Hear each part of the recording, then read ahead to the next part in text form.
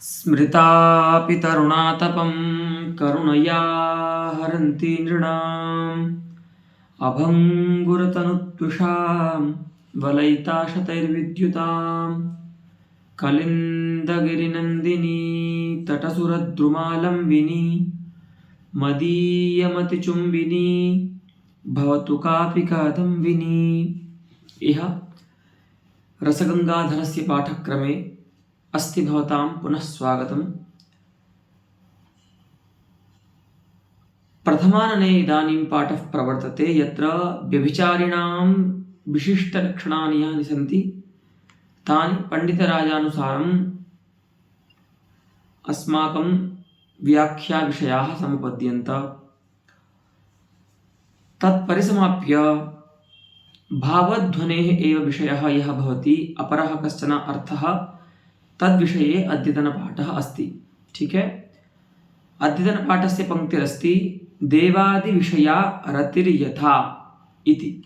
ठीक है, अभी तक हम भावध्वनि के विषय में पढ़ रहे थे, तो उसमें हमने जो भी भावध्वनि काव्य शास्त्र में दो प्रकार से होती है, या तो कोई व्यभिचारी भाव व्यंग्य हो अथवा देवादि विषयक रति व्यंग्य हो। ठीक है, तो अभी तक हमने देखा कि किस तरह से 33 जो व्यभिचारी भाव हैं, इनके मत में 34 हैं, जो चतुस्त्रिंशत् ये व्यभिचारिणः सन्ति तेषां विद्यमानतायां कथं भावध्वनीति काव्य व्यपदेशो भूयान् भवति इत्येतावता अस्माभिः परामर्शि। इदानीं तत्रैव तत्तद् व्यभिचारिणः स्वरूपमपि अभिहितं पण्डितराजेन। तत्परिसमाप्य इदानीं देवादिविषया रतिर् कदा भवति इति विषये अद्यतनपाठः अस्ति। ठीक है, वही बताते हैं कि जब देवादि विषयक रति व्यंग्य होती है तब भी भावध्वनि यह व्यवहार काव्य में होता है। तो उसका उदाहरण देते हैं, देखिए। भवद्वारि क्रुध्यज्जय विजय दंडाहति दलत् किरीटास्ते कीटा इव विधि महेन्द्र प्रभृतयः वितिष्ठन्ते युष्मन्नयन परितापोत्कलिकयः वराका के तत्र क्षपितमुरनाकाधिपतयः।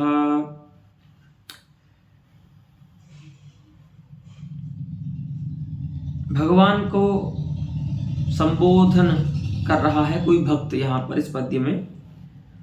तो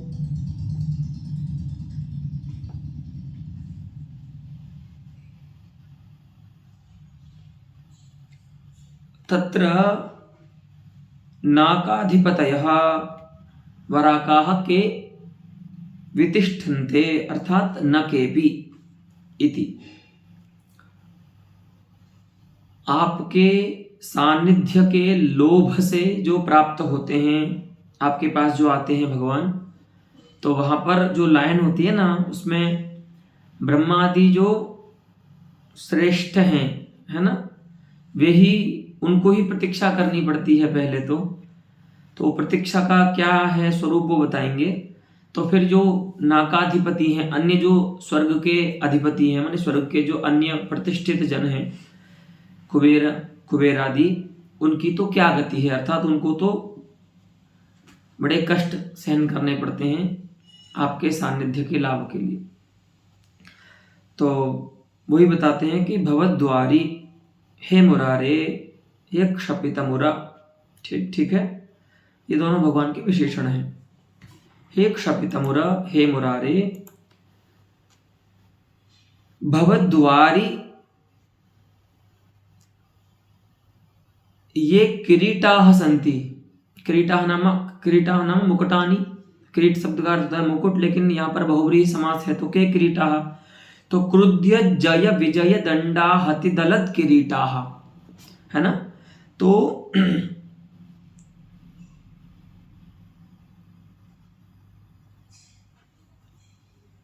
क्रुध्यन्तौ यौ जय विजयौ। ठीक है, क्रुद्ध जो जय विजय हैं, आपने सुनी होगी पौराणिक कथा है कि भगवान के द्वारपाल थे जिनका नाम था जय और विजय। तो क्रुध्यत जो जय विजय हैं, अर्थात क्रोध करते हुए जो जय विजय हैं,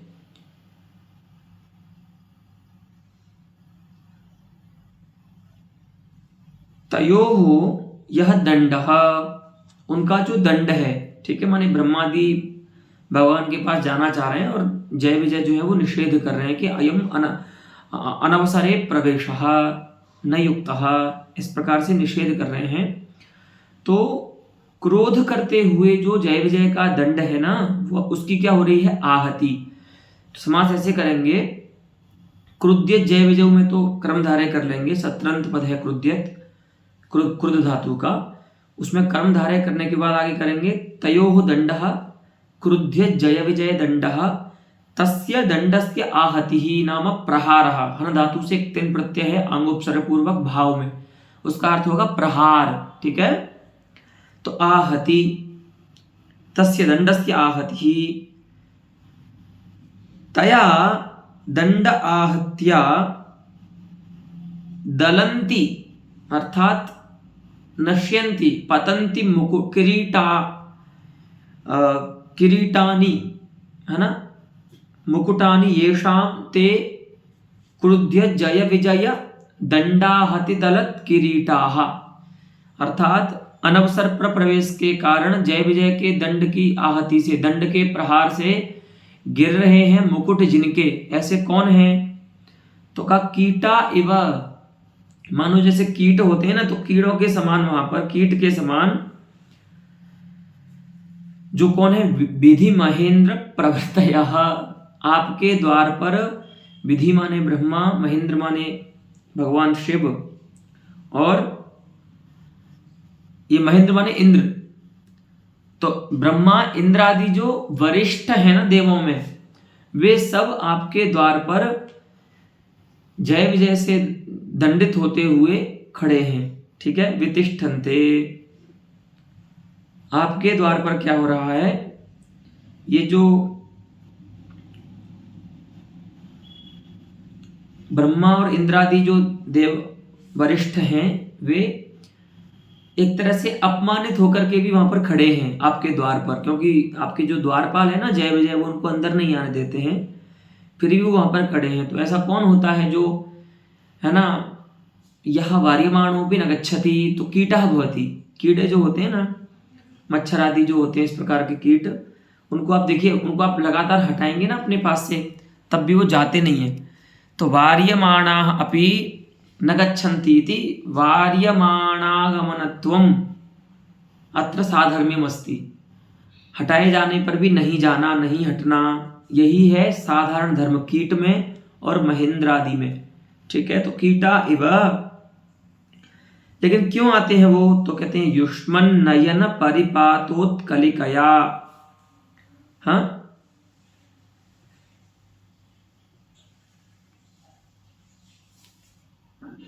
भवतः नयनयोः, युष्माकं ये नयने स्तः तयोः नयनयोः योस्ति परिपातः परिपतनम, आपका जो दृष्टिपात है, आपके नेत्रों का जो पात है, अर्थात आपकी दृष्टि जब पड़ती है ब्रह्मादि पर, उस परिपात की उत्कलिका से, अर्थात उत्कंठा से जो वितिष्ठन्ते, ठीक है।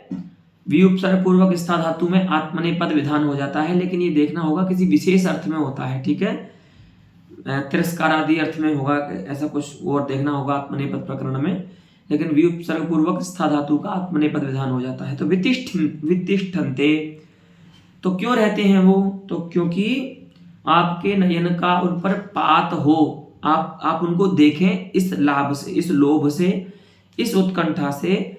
महेंद्र प्रभृतयः कीटा एवं भवद्वारी वितिष्ठन्ते, ब्रह्मा इंद्रादि जो है वो आपके द्वार पर पड़े रहते हैं, वितिष्ठन्ते माने पड़े रहते हैं, है ना। तो जब ये इतने वरिष्ठ जो देव हैं, जब वो ही इस तरह से, है ना, वितिष्ठन्ते, तत्र बराकाः नाकाधिपतयः के, तो वहां पर ये जो बराक हैं, अर्थात इस प्रकार से जो तुच्छ हैं, स्वर्ग में जिनका कोई अच्छा स्थान भी नहीं है इतना इंद्रादि के समान, ऐसे देवताओं की तो क्या गति होगी, अर्थात कुबेर आदि जो है ना तत्त द्रव्य के स्वामी, उनकी तो क्या गति है, अर्थात उनका तो नंबर ही नहीं है, ठीक है। तो न केपी, यदा ब्रह्मादयः एव देववरिष्ठाः भवत् नयन परिपातोत्कलिकां सुखं प्राप्तुं नार्हन्ति तत्र तदपेक्षया ये पराकाः सन्ति, है ना, अपकृष्टाः सन्ति कुबेर प्रभृतयः नाकाधिपतयः स्वर्गस्वामिनः, तेषां का गतिः, तो उनकी गति क्या होगी। इस प्रकार से कश्चित् भक्तः भगवंतं स्तौति। लेकिन अब इस पद्य में क्या हो रहा है देखिए, यहां पर यह देखना है कि भगवद विषय कृति व्यंग्य हो रही है कि नहीं हो रही है। ठीक है, तो अत्र अपमान सहन भगवद्वारि निषेवण भगवत कटाक्षपाताभिलाषादि भिर्ब्रह्मादिगता भगवदालंबना रतिर्नाभिव्यज्यते अपितु ऐश्वर्यम् अवाङ्मनसगोचरम् इति चेत् तथापि तादृश भगवत ऐश्वर्य वर्णनानुभावितया कविगत भगवदालंबनरीत्या ध्वनित्वम। अच्छा देखिए, तो ये बात आई कि क्या ब्रह्मादिनिष्ठ भगवत विषय कृति व्यंग्य हो रही है क्या? बोले नहीं। क्यों? तो बताते हैं कि अत्र अपमान सहन, पहले तो अपमान को सहन किया और अपमान को सहन करते हुए भगवान के द्वार पर निषेवण किया, स्थिति बनाई, रहे ब्रह्मादि। उसके बाद क्या हुआ? भगवत कटाक्षपाताभिलाषादि इन कार्यों के द्वारा, है ना, अपमान का सहन करना, फिर भी भगवान के द्वार पर रहना, भगवान के कटाक्ष का जो पात है उसकी अभिलाषा करना, इन सब से क्या होता है, ब्रह्मादि में भगवदालंबना रति व्यंग्य हो सकती है क्या? बोले नहीं होती। तो क्यों नहीं हो रही है? तो अपितु भगवद ऐश्वर्यम अवांग मनस गोचरम इति चेत तथापि। देखिए, बोले ब्रह्मादि जो है ना, ब्रह्मा महेंद्र आदि जो हैं, वो तो भगवान के द्वार पर जरूरी नहीं है कि भक्ति से ही, माने रति से ही आए, प्रेम के कारण ही आए भगवान के। भगवान का जो ऐश्वर्य है ना, वह अवांग मनस गोचर है, माने वाणी और मन का विषय नहीं है वो। इस प्रकार का प्रकाशन ब्रह्मादि की इस स्थिति से होता है, अर्थात ऐश्वर्य आदि, भगवान का जो ऐश्वर्य है वो ना अवांग मनस गोचर है, तो उसके लाभ के लिए, तो आप जानते ही ना, बहुत सारे पौराणिक वृत्तांत हैं कि जब भी कोई ऐसी आपत देवताओं पर या आती थी तो देवता ब्रह्मा जी के पास, जब ब्रह्मा जी के भी कंट्रोल से बाहर होती थी तो भगवान के पास आते थे। तो कदाचित भगवान का जो ऐश्वर्य है, उस ऐश्वर्य के कारण भी एतादृश जो कार्य हैं वो ब्रह्मादि में देखे जा सकते हैं। ठीक है, कि अपमान को सहन करके भी भगवान के कटाक्षपाताभिलाष का होना ब्रह्मादियों में।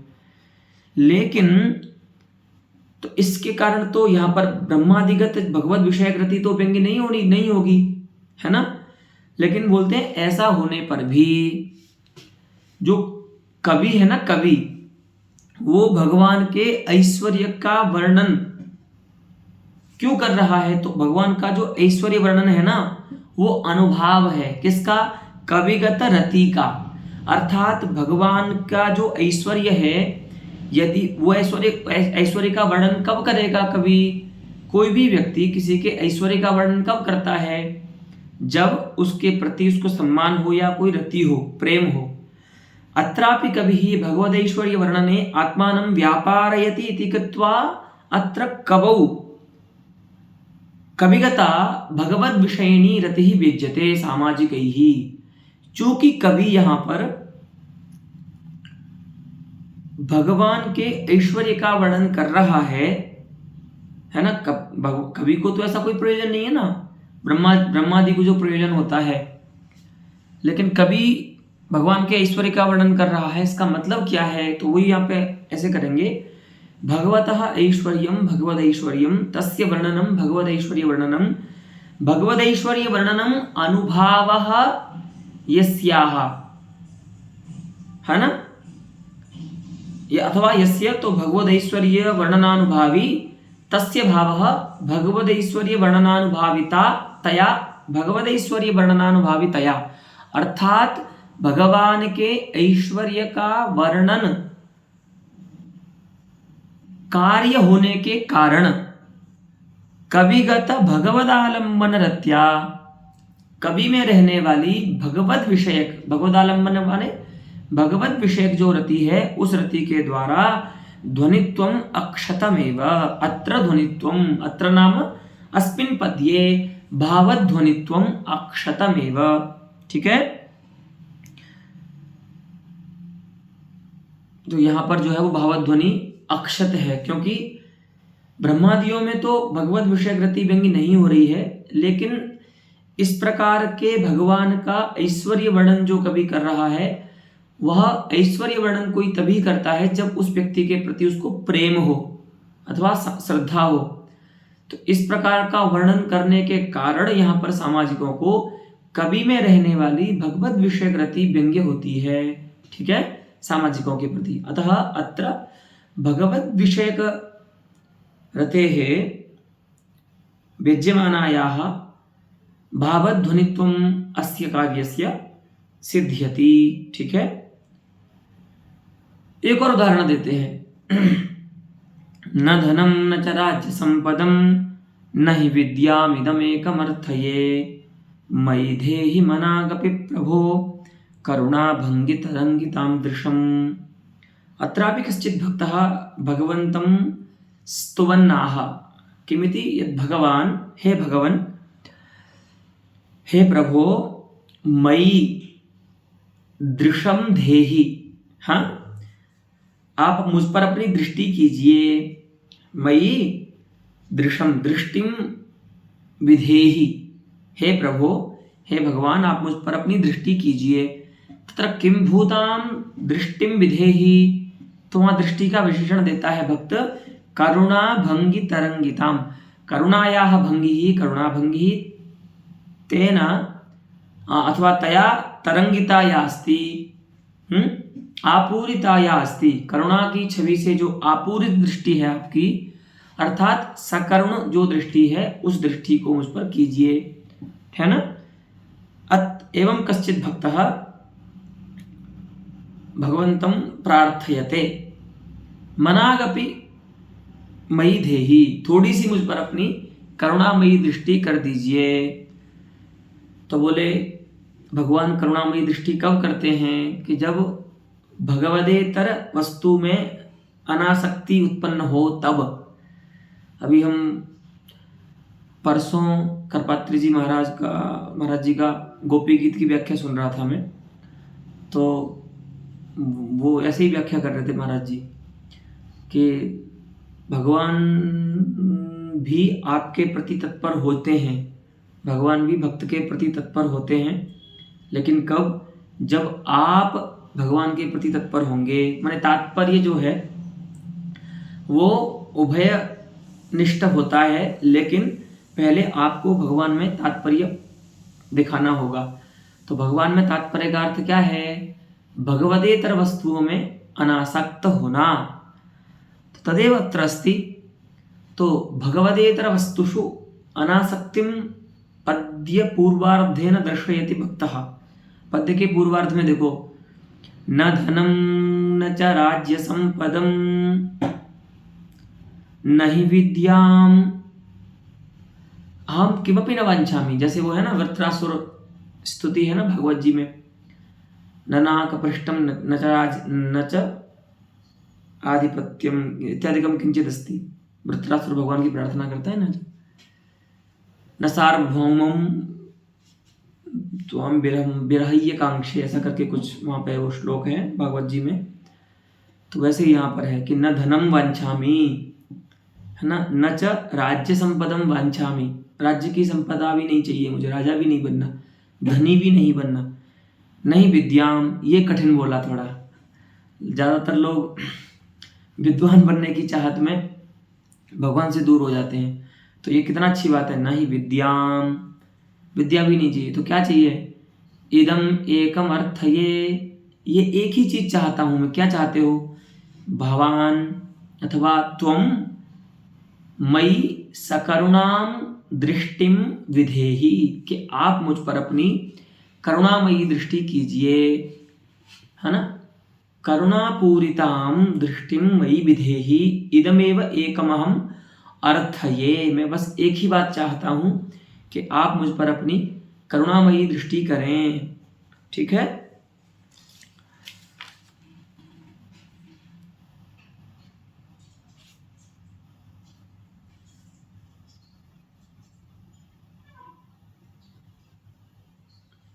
अत्र धनाद्यपेक्षा शून्यस्य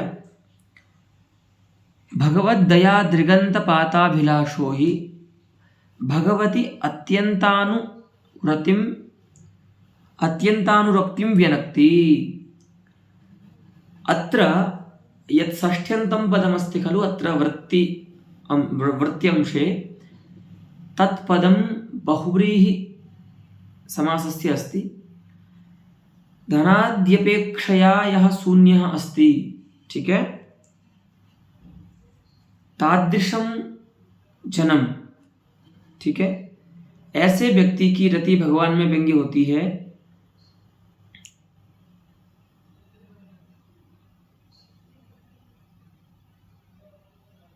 जिसमें धनादि की अपेक्षा का राहित्य है, अभाव है, ठीक है।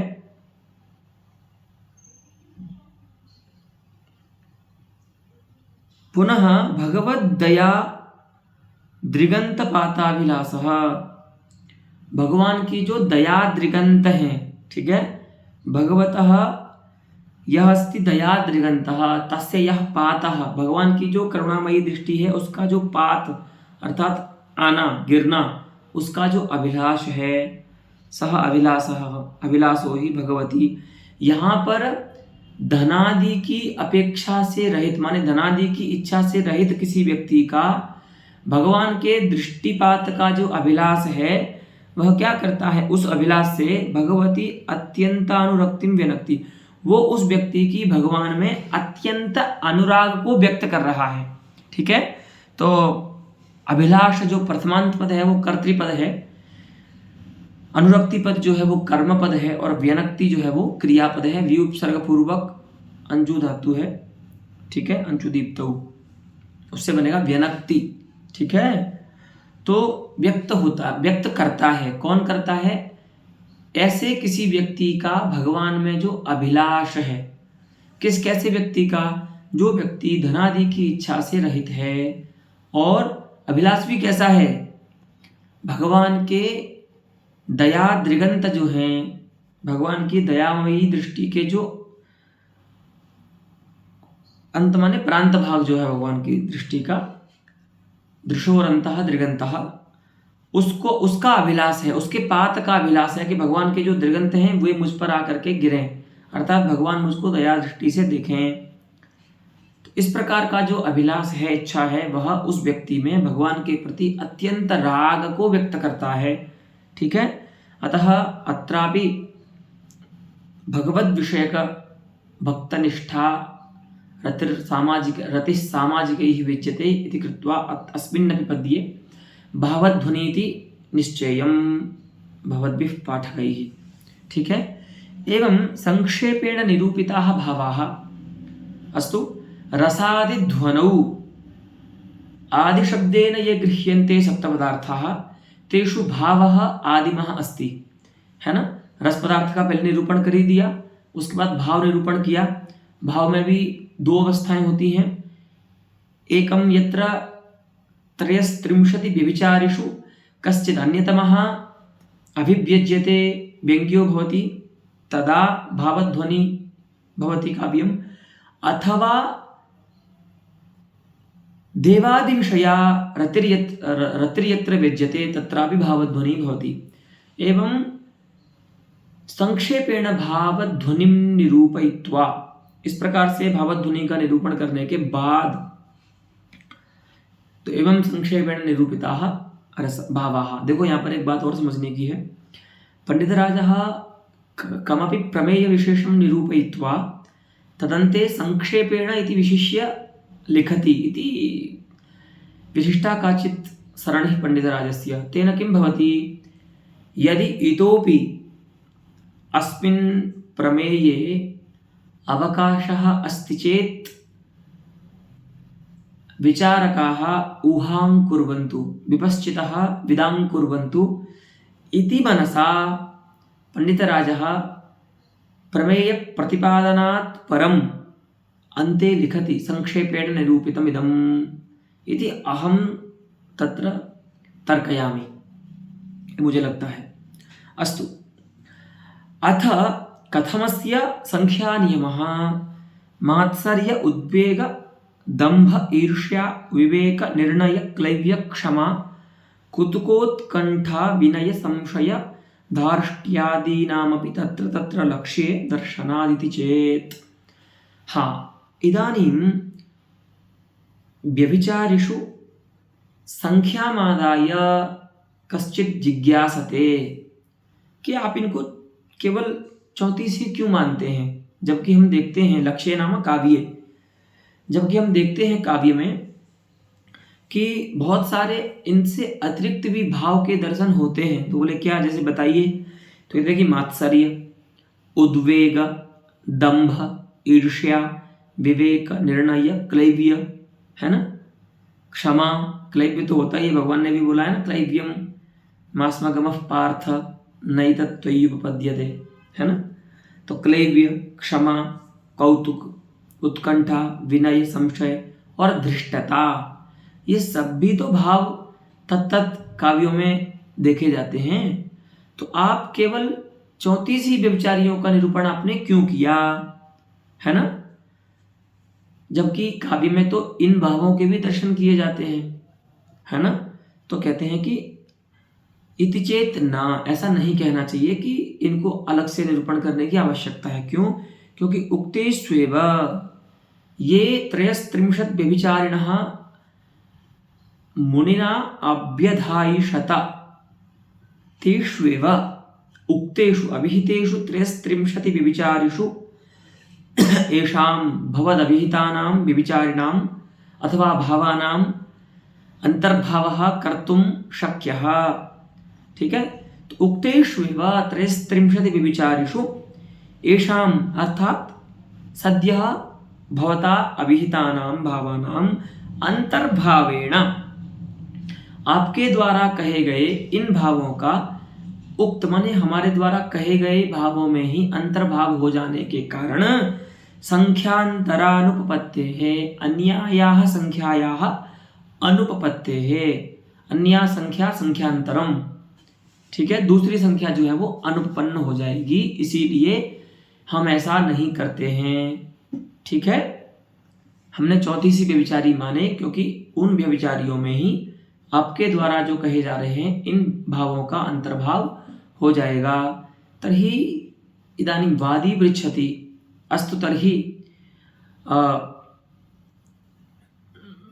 नाम अंतर्भाव प्रकारं दर्शयतु कमचित्, बताइए कैसे अंतर्भाव करेंगे आप। तत्र अंतर्भाव प्रकारम् इत्थं दर्शयति पंडितराजः, पश्यन्तु। असूयातो मात्सर्यस्य, अत्र अस्मिन् वृत्त्यंशे अनेकानि वाक्यानि सन्ति। तत्र वाक्ये एकं पदं पञ्चम्यन्तमस्ति, अपरं पदं षष्ठ्यन्तमस्ति। तत्र पञ्चम्यन्तं यत् पदमस्ति तद् व्यभिचारिवाचकम् अस्ति। व्यभिचारिवाचकं नाम क्लृप्त व्यभिचारिवाचकम् अस्ति। पंडितराज ने जो व्यभिचारी का निरूपण किया है उसका वाचक है जो पंचम्यंत पद है। ठीक है, और जो षष्ठ्यंत शब्द होंगे वे पूर्व पक्षी के द्वारा जिन भावों को व्यभिचारी के रूप में स्वीकृत करने का प्रश्न किया है उनका वाचक है षष्ठ्यंत पद। ठीक है, तो असूयातः, है ना, मात्सर्यस्य, त्रासात् उद्वेगस्य, अत्र प्रत्येकं वाक्यस्य तत्र अन्वयः वस्तुतः सूक्ष्मे भेदेपि नान्तरीयकतया तद अनतिरिक्तस्यैव अध्यवसायात्। अर्थात अब अन्वय देख लीजिए कैसे करना है, फिर हम पूरा वृत्तियांश पढ़ेंगे। असूयातः मात्सर्यस्य सूक्ष्मे भेदे सत्यपि, असूया से मात्सर्य का सूक्ष्म भेद होने पर भी नान्तरीयकतया एक ही स्थल में दोनों के रहने से तद अनतिरिक्तस्यैव अर्थात असूयानतिरिक्तस्यैव तस्य कस्य मात्सर्यस्य अध्यवसायात् असूया से अनतिरिक्त ही मात्सर्य को माना गया है, मात्सर्य का निश्चय किया गया है। अध्यवसायो नाम निश्चयः। तो असूया से मात्सर्य का नगण्य भेद होने पर भी नान्तरीयकता होने से अर्थात समानाधिकरण्य होने से दोनों भावों में असूया से अनतिरिक्त ही माना निश्चय किया गया है मात्सर्य का। अनतिरिक्त माने अतिरिक्त नहीं माना गया है। ठीक है, तो ऐसे ही आपको सारे वाक्यों का अन्वय करना है। ठीक है, उसी प्रकार से त्रासात् उद्वेगस्य सूक्ष्मे भेदेपि नान्तरीयकतया तद अनतिरिक्तस्यैव अध्यवसायात्। अब यहाँ देखिए, तद अनतिरिक्तस्यैव अध्यवसायात् अत्र तत्पदेन पंचम्यन्तं यत् पदमस्ति तदर्थस्य परामर्शो जायते। यहाँ पर जो तत्पद है वह तत्पद जो पंचम्यंत पद है ना वाक्यों में, उनके अर्थ का परामर्शक ये तत्पद बनेगा। तो कैसे अर्थ करेंगे कि असूया से मात्सर्य का सूक्ष्म भेद होने पर भी नान्तरीयकता होने के कारण असूया से अनतिरिक्त ही निश्चय किया गया है मात्सर्य का। ठीक है, इत्थं तत्र समाधेयम्। अस्तु, इदानीं पठामः वृत्त्यंशं। त्रासात् उद्वेगस्य पुनः अवहिताख्यात् भावात् दम्भस्य अमर्षात् ईर्ष्यायाः मात्सर्यात् मतेः विवेकः विवेक निर्णययोः, हाँ दोनों को ले लिया, मतेः विवेक निर्णययोः दैन्यात् क्लैब्यस्य धृतेः क्षमायाः औत्सुक्यात् कुतुकोत्कण्ठयोः लज्जायाः विनयस्य तर्कात् संशयस्य और चापलात् धार्ष्ट्यस्य च वस्तुतः सूक्ष्मे भेदेपि। वास्तविक सूक्ष्म भेद है इन भावों में, लेकिन नान्तरीयकता होने के कारण, ठीक है,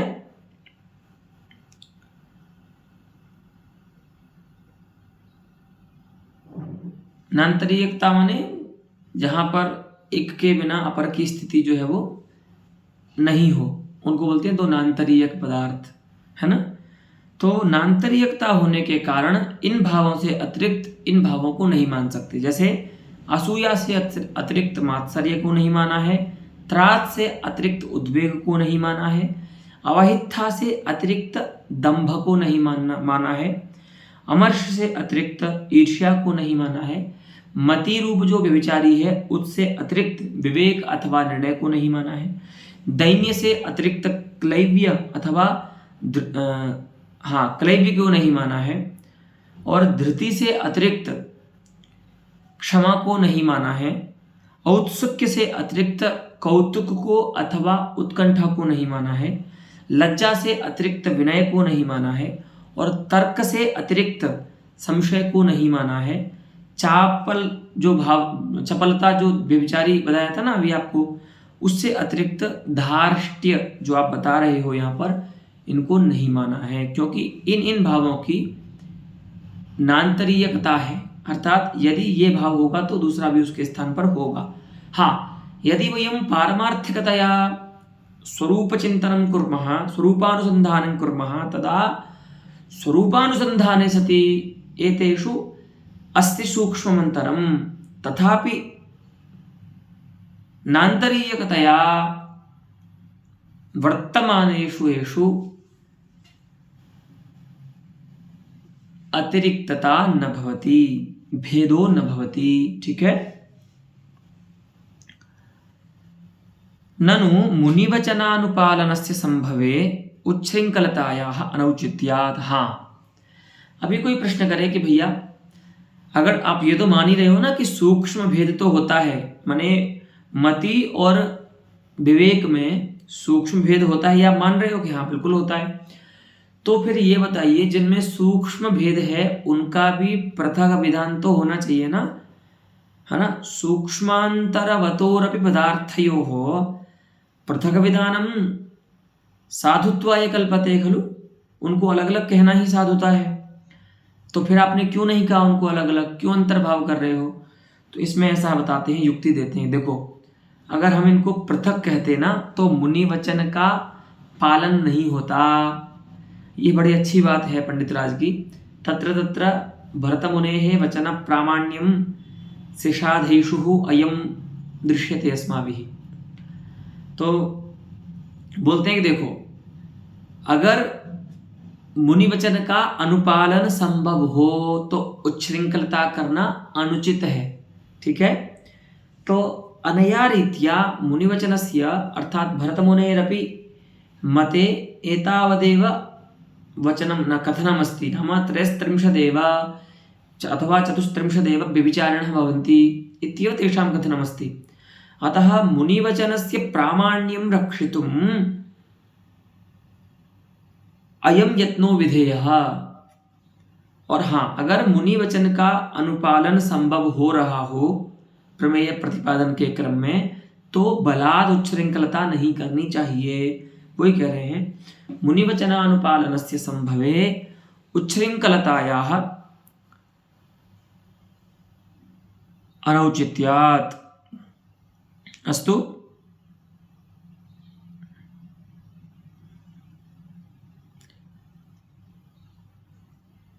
एषु च संचारिभावेषु मध्ये केचन केषाञ्चन विभावाः अनुभावाश्च भवन्ति।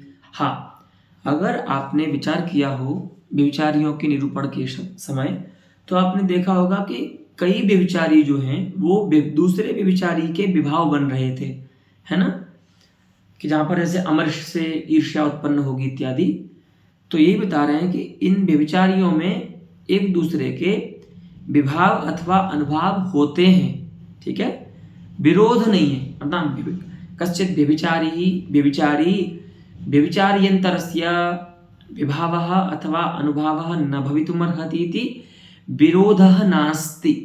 तन्नाम एतेषु संचारिषु सर्वेपि संचारिणः मिथो विभावताम् अनुभावतां च प्रतिपद्यन्ते इति अस्ति कश्चन सामान्यः नियमः। तो एषु च संचारि भावेषु मध्ये केचन केषाञ्चन, ऐसा नहीं सभी के लिए बोलना है, कुछ भावों के, है ना? विभाव अथवा अनुभाव, विभाव माने निमित्त कारण और अनुभाव माने कार्य होते हैं। तो बोले जैसे, तो बोले देखिए, ईर्ष्या जो होती है उसका निर्वेद के प्रति विभावता होती है। अर्थात निर्वेद जो व्यभिचारी है, स्थायी की बात नहीं चल रही है, क्योंकि स्थायी तो वो जो नित्यानित्य वस्तु विवेक के ज्ञान से ही होगा। व्यभिचारी जो है वो ईर्ष्यादि से भी होता है। तो जैसे ईर्ष्या रूप जो व्यभिचारी भाव है वह निमित्त कारण बनता है निर्वेद रूप व्यभिचारी का। अतः निर्वेद रूप व्यभिचारिणं प्रति ईर्ष्या रूपस्य व्यभिचारिणः निमित्त कारणत्वं तन्नाम विभावत्वम् अस्ति। उसी प्रकार से असूया के प्रति ईर्ष्या जो है वो अनुभाव है ना? असूया जो होती है उसका कार्य होती है ईर्ष्या। तो देखिए यहाँ पर जो ईर्ष्या है वो एक व्यभिचारी का तो कारण बन रही है निर्वेद का, और दूसरे व्यभिचारी का कार्य बन रही है, अर्थात उससे उत्पन्न हो रही है। तो जो ईर्ष्या है वह असूया का तो कार्य है, अनुभाव है, परंतु निर्वेदस्य विभावः अस्ति, कारणम् अस्ति। तर्हि एवं अत्र विभावनीयम्। और उसी प्रकार से चिंता जो है वो निद्रा का विभाव है, ठीक है? चिंतायाः निद्रां प्रति विभावत्वम्, निद्रा रूप जो व्यभिचारी है उसके प्रति निमित्त कारण होती है चिंता, ठीक है? औत्सुक्यम प्रति च अनुभावता, उसी प्रकार से औत्सुक्य रूप जो व्यभिचारी है उसका कार्य है चिंता, ठीक है? तो इसी प्रकार से संचारियों में कुछ ऐसे संचारी हैं जो किन्हीं भावों के विभाव अथवा अनुभाव होते हैं। ठीक है, इत्यादि स्वयं उह्यम। तो इदं व्यभिचारित द्वयमस्माभिः अत्र प्रादर्शि यत् कथं व्यभिचारिणां व्यभिचार्यन्तरं प्रति विभावत्वम् अनुभावत्वं च भवति, अन्येषाम् एतादृशां व्यभिचारिणां विभावानुभावत्वयोर्मीमांसां विपश्चितः कुर्वन्तु। ठीक है, विद्वान लोग स्वयं अब थोड़ा दिमाग लगाएं। अथ रसाभासस्तत्र, हाँ, इदानीं भावम् अभिधाय, भावपदार्थम् अभिधाय रसाभासम् अभिधत्ते, क्योंकि क्रम भी वही होता है ना, रस भाव रसाभासः।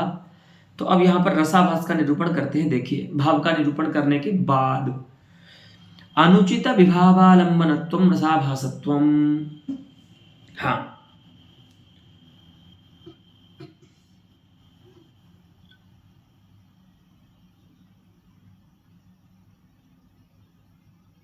आलम्बतेति आलम्बनः, अनुचितं विभावम् आलम्बते अर्थात आश्रयते इति अनुचित विभावालंबनः, तस्य भावः अनुचित विभावालंबनत्वम्।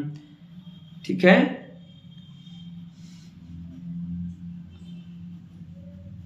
विभावगत अनौचित्य को यहां पर एक तरह से लेना है। रसाभास क्या होता है? तो विभाव का अनुचित होना। जो भी मान लो रति है, तो अगर रति का जो विभाव है वो अनुचित हो गया ना अगर, तो रसाभास हो जाएगा। ठीक है, जैसे गुरु पत्नी है, अपनी माता है, अपनी भगिनी है, बहन है, अथवा कोई देवी है ना, कोई देवता है, तो ऐसे किसी के प्रति अगर रति का व्यक्त होना, तो क्या है ये? रसाभास है। तो ये विभाव का अनुचित होना है। यह रति जो हो रही है ना, उस रति का जो आलंबन विभाव है वो अनुचित है। तो विभावगत अनौचित्य को लेकर के ये बात कर रहे हैं कि जब कोई विभाव अनुचित हो जाता है, रत्यादि का विभाव जो अनुचित हो जाता है, वही क्या है? रसाभास कहलाता है। ठीक है, तो विभावादौ अनौचित्यम पुनर्लोकानां व्यवहारतो विज्ञेयम। तो अब यहाँ पर पाठक की जिज्ञासा होती है कि अनौचित्य जो है वो किम रूप है। पंडित राज कह रहे हैं कि देखिए, विभावगत जो अनौचित्य है ना, वो लोक से जानना चाहिए। तो लोक में हम जानते ही हैं कि अगर कोई व्यक्ति किसी देवी के लिए, है ना, कुछ गलत लिखता है कविता, या कोई मूवी बनाता है, तो हम कैसे विरोध करते हैं उसका, करते हैं कि नहीं? राजस्थान में एक बार रानी पद्मिनी जो थी ना, मेवाड़ की, उनके चरित्र को उसमें मतलब ऐसा लोगों का आरोप था कि उसको सही से प्रकट नहीं किया है, तो उसमें अनौचित्य है कुछ, तो कितना विरोध हुआ उसका। तो लोक में ये ज्ञान तो होता है ना, किस प्रकार से कौन सा विभाव अनुचित है, कौन सा उचित है। अगर कोई व्यक्ति अपनी पत्नी के लिए काव्य लिखता है तो ठीक है, अगर वही काव्य वह अपनी माँ के लिए या बहन के लिए लिखेगा तो क्या होगा? लोग क्या कहेंगे उसको? अरे मूर्ख है क्या, है? औचित्य अनौचित्य का ज्ञान नहीं है तुझे, व्यवहार का ज्ञान नहीं है तुझे, लोक का ज्ञान नहीं है तुझे। तो वही तो कह रहे हैं पंडित राज कि अनौचित्य हम आपको नहीं समझा रहे हैं, आप सब लौकिक पुरुष हैं, तो आप स्वयं जानिए, लोक से ही जानिए अनौचित्य जो होता है विभाव में रहने वाला। ठीक है, लोक व्यवहार जो होता है ना, उससे अनौचित्य का ज्ञान हो जाता है। तो अनौचित्यम विभावादिगतम यदा अनौचित्यम अस्ति तत् लोकानां व्यवहारतः ज्ञेयम। और यत्र तेषाम, तो बोले लोक के व्यवहार में क्या होता है?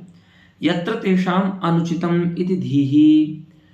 और दूसरे विद्वान क्या बोलते हैं कि जहां पर भी लोक की ऐसा ज्ञान हो, लोक की ऐसी बुद्धि हो कि इदम अनुचितम, वही अनौचित्य है विभाव में रहने वाला। ठीक है, तो कोई व्यक्ति अपनी बहन के लिए इस प्रकार की कविता लिखता है जो वो किसी अन्य नायिका के लिए या अपनी नायिका के लिए लिखता है, तो वहां पर लोग को क्या ज्ञान होता है? इदम अनुचितम। ठीक है, तो कुछ विद्वान ऐसा मानते हैं कि जहां पर भी लोक का इदम अनुचितम ऐसा ज्ञान हो जाए, उसी को अनौचित्य यहाँ पर आप मानना। ठीक है, काव्य में भी विभाव में रहने वाला अनौचित्य तदेव अस्ति यत्र लोकानाम इदम अनुचितम इति ज्ञानम जायते। ठीक है, तदपरे लक्षणन्ते। हाँ, अब इनका जो रसाभास का लक्षण है ना, उसमें क्या है देखिए, अभी तक क्या है, इन्होंने जो विशेषण दिया है ना, अनौचित्य रूपी जो विशेषण दिया है वो विभाव में दिया है। ठीक है, अच्छा देखिए, रसाभाव जो होता है ना वो 3 प्रकार का होता है। ठीक है, ये समझ लीजिए, रसाभाव के 3 प्रकार कौन कौन से होते हैं। एक तो गुरु पत्नी आदि के विषय में रति होना, पहला प्रकार। दूसरा प्रकार होता है अनेक नायक अथवा नायिकाओं में एक की रति होना। ठीक है, जैसे साधारणी, उसकी रति तो नहीं कह सकते, चलिए छोड़िए, वहां पर रति नहीं होती है, साधारणी नायिका जो होती है। लेकिन अगर किसी नायिका अथवा नायक की अनेक में रति हो तो उसको भी हम रसाभास ही कहेंगे। वो दूसरे प्रकार का रसाभास है। और एक रसाभास होता है जहां पर अनुभय निष्ठ रति व्यंग्य हो, माने एक तरफा प्यार जिसको बोलते हैं ना, उसको भी रसाभास बोलते हैं। तो 3 रसाभास होते हैं, 3 प्रकार का रसाभास है। लेकिन अभी जो लक्षण किया है कि विभावादिगतम अनौचित्यमेव रसाभासत्वम, विभावादि में रहने वाला जो अनौचित्य है उसी को रसाभास कहते हैं, ये लक्षण जो है, इस लक्षण की अव्याप्ति हो जाएगी। क्योंकि इस लक्षण का समन्वय आप प्रथम जो रसाभास है ना उसमें तो कर सकते हैं, क्योंकि वहां पर जो विभावादि है ना, गुरु पत्नी आदि रति के जो विभाव हैं, आलम्बन विभाव, वो अनुचित हैं। ठीक है, उनको आपकी रति का विभाव नहीं होना चाहिए। तो एक जो रसाभास का प्रकार है उसमें तो इस प्रकार से लक्षण करने पर समन्वय हो जाता है। वही कहते हैं पंडित राज, मुनिपत्न्यादि विषयक रत्यादेहे संग्रहेपि यदि अनौचित्यम विभावे विशेषणम उपादीयते, यदि अनौचित्य को आप विभाव में विशेषण देते हैं तो उससे एक स्थल में तो समन्वय हो जाएगा कि जहां पर गुरु पत्नी आदि विषयक रति के होने से रसाभास होता है, तो वहां पर तो क्या है, रति का जो विभाव है गुरु पत्नी आदि वह अनुचित है। तो उस प्रकार के रसाभास का तो संग्रह हो जाएगा, अर्थात आपके द्वारा कहे गए रसाभास के लक्षण का समन्वय एक प्रकार में तो हो जाएगा।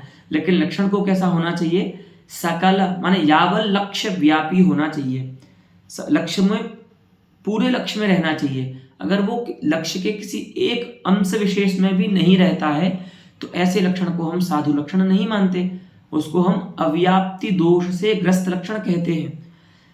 तो वही बोल रहे हैं कि मुनि पत्न्यादि विषयक रत्यादेः संग्रहेपि बहुनायक विषयायाः अनुभय निष्ठायाश्च रतेः असंग्रहात्। लेकिन 2 जो प्रकार हैं रसाभास के, कि जहां पर बहुनायक विषयक रति होती है किसी नायिका में, अथवा अनुभय निष्ठ जो रति होती है, उन 2 प्रकारों में रसाभास के समन्वय नहीं होगा, क्योंकि वहां पर जो रति के विभाव है ना वो अनुचित नहीं है, वहां पर वो जो रति अनुचित है। ठीक है, तो अब इनका कहना यह है कि आप ऐसा कीजिए, अनौचित्य रूप जो विशेषण है ना उसको विभावादि में न दे करके रति में दीजिए, कि जहां पर रति ही अनुचित होती है, उस रति के अनुचित होने के कारण जहां पर विभावादि अनुचित होते हैं उसको हम रसाभास कहते हैं। तो क्या होगा, रसाभास के जो 3 प्रकार हैं उन सभी में सामान्य रूप से लक्षण का समन्वय हो जाएगा। क्यों? क्योंकि देखिए, बहुनायक विषयक जो रति है अथवा अनुभयनिष्ठ जो रति है, वहां पर विभाव तो अनुचित नहीं है, लेकिन वो रति अनुचित है, वो प्रेम अनुचित है। ठीक है, तो उस प्रेम के अनौचित्य को यदि आप रसाभास कहेंगे तो उन दोनों प्रकारों में भी लक्षण का समन्वय हो जाएगा। वही बता रहे हैं कि बहुनायक विषयायाः अनुभयनिष्ठायाश्च रतेः असंग्रहात्, 2 प्रकार के रसाभासों का संग्रह नहीं होगा आपके लक्षण में। अगर आप ऐसा लक्षण करते हैं कि अनुचित रति के अनुचित विभावादि, रति का अनुचित विभावादि होना, रति के जो विभावादि हैं उनका अनुचित होना, ऐसा लक्षण करेंगे तो एक प्रकार का संग्रह होगा, समन्वय होगा, दो प्रकार रह जाएंगे रसाभास के। तो बोले क्या करें? तो बोले ऐसा कीजिए, अनुचित रति के जो विभावादि हैं, है ना, तो रति में अनुचित को विशेषण बना दीजिए। तो क्या होगा? इन तीनों ही जगहों पर रति अनुचित होती है, ठीक है। और उस रतिनिष्ठ अनौचित्य से प्रयोज्य अनौचित्य आता है विभाव में, ऐसा एक व्यवस्था है। तो वही बताते हैं, तत्र विभावगत अनौचित्यस्य अभावात्। तत्र नाम तस्मिन् स्थले कुत्र यत्र बहुनायक विषया रति अस्ति अथवा यत्र अनुभयनिष्ठा रतिरस्ति तयोः स्थलयोः विभावगतम अनौचित्यम नास्ति, ठीक है। अतः तस्य अभावात्, और आपने लक्षण क्या किया है कि जहां पर विभाव में अनौचित्य रहे उसको हम रसाभास कहेंगे। तो आपके लक्षण के अनुसार एक ही प्रकार जो है रसाभास का, उसमें लक्षण का समन्वय होगा, दो में नहीं होगा। तो क्या करना चाहिए? तो कहते हैं तस्मात् अनौचित्येन रत्यादिर्विशेषणीयः। तो बोलते हैं आप कैसा कीजिए, अनौचित्य जो विशेषण है, जो प्रकार है, उसको विभावादि में न दे करके रत्यादि में दीजिए, अर्थात रत्यादि को विशेषित कीजिए अनौचित्य से। तो क्या होगा? तीनों ही स्थल में रत्ती जो होती है वो अनुचित होती है। तो जब हमने ऐसा कह दिया कि रति का अनुचित होना रसाभास है, तो फिर हमारा लक्षण का समन्वय तीनों जो रसाभास के प्रकार है उनमें हो जाएगा, क्योंकि सर्वत्र सामान्येन अनुचिता रतिः प्रवर्तते। अतः रतिगतम अनौचित्यमादाय रसाभास लक्षणं त्रिषु रसाभास प्रकारेषु सामान्येन समन्वेति इति मीमांसामत्र भवन्तः मनसि कुर्वन्तु। इत्थं च अनुचित विभावालम्बनायाः बहुनायक विषयायाः अनुभयनिष्ठायाश्च रतेः संग्रहः इति। हाँ, फिर क्या होगा? उस रतिगत अनौचित्य से क्या होगा? अनुचित विभावालंबना, जो बहु नायक विषया रति होगी वो दोनों में आ गई। बहुनायक विषया जो रति है उसमें भी अनौचित्य आ गया, और अनुभय निष्ठा जो रति है उसमें भी अनौचित्य आ गया, क्योंकि रति तो अनुचित है ना। एक नायक नायिका की अनेक नायकों में अगर रति हो रही है तो वो अनुचित है, ठीक है, लड़ाई हो जाएगी सभी नायकों में। और अगर अनुभय निष्ठा रति है, अर्थात केवल एक ही पक्ष से प्रेम है, दूसरे पक्ष में कोई प्रेम नहीं है, तो भी वो रति अनुचित है, क्योंकि वो रति जो है वो विश्रांति को प्राप्त नहीं करेगी, ठीक है। तो अगर हमने रति को ही अनुचित बताया तो जाकर के हमारा जो समन्वय है वो सभी प्रकारों में हो जाएगा, अर्थात अन्य जो दो प्रकार बच रहे थे उनका भी संग्रह हो जाएगा। वही बोलते हैं इत्थं च अनुचित विभावालंबनायाः, ठीक है।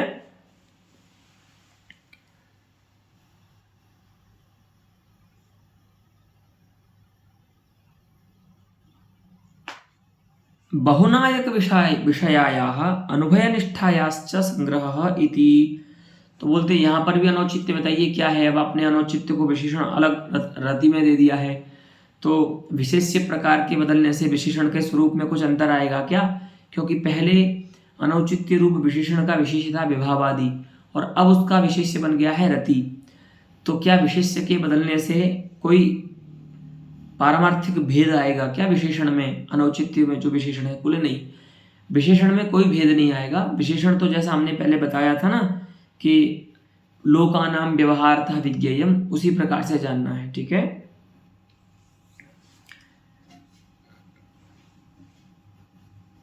अनौचित्यं च प्राग्वदेव, प्राग्वद नाम यदुक्तं खलु पंडितराजेन विभावादौ अनौचित्यं तु लोकानां व्यवहारतः विज्ञेयम्, उसी प्रकार का अनौचित्य अभी भी जानना चाहिए, केवल उसका विशेष्य बदला है, विशेषण के स्वरूप में कोई भेद नहीं आएगा। अस्तु, तत्र रसाद्याभासत्वं रसत्वादिना च न समानाधिकरण्यम समानाधिकरणम, है ना। हाँ देखिए, क्योंकि निर्मलस्यैव रसादित्वात् हेत्वाभासत्वमेव हेतुत्वेन इत्येके।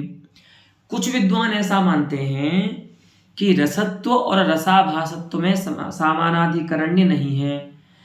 रसाभासत्व जो है वो रसत्व का समानाधिकरण नहीं है, अर्थात जहाँ रसाभास है वहाँ रस नहीं रहेगा, ऐसा कुछ विद्वान मानते हैं। ठीक है, तभी तो आएगा ना यत्र रसाभासत्वम, तो रसाभासत्वस्य रसाभासत्वादिना समानाधिकरण्यम नास्ति, माने जहाँ पर रसत्व रहेगा वहाँ पर रसाभासत्व नहीं रहेगा, और जहाँ पर रसाभासत्व रहेगा वहाँ पर रसत्व धर्म नहीं रहेगा। क्यों भैया, ऐसा क्यों है? तो बोलते हैं कि निर्मलस्यैव रसादित्वात्, रसादि जो होते हैं वो निर्मल ही होते हैं। और यहाँ पर तो आपने अनौचित्य रूप दोष बता दिया ना रसा, तभी तो आप उसको रसाभास बोल रहे हो। अगर उसमें अनौचित्य रूप दोष नहीं आता तो उसमें रस के साथ आभास आभास ऐसा शब्द क्यों जोड़ते हैं आप?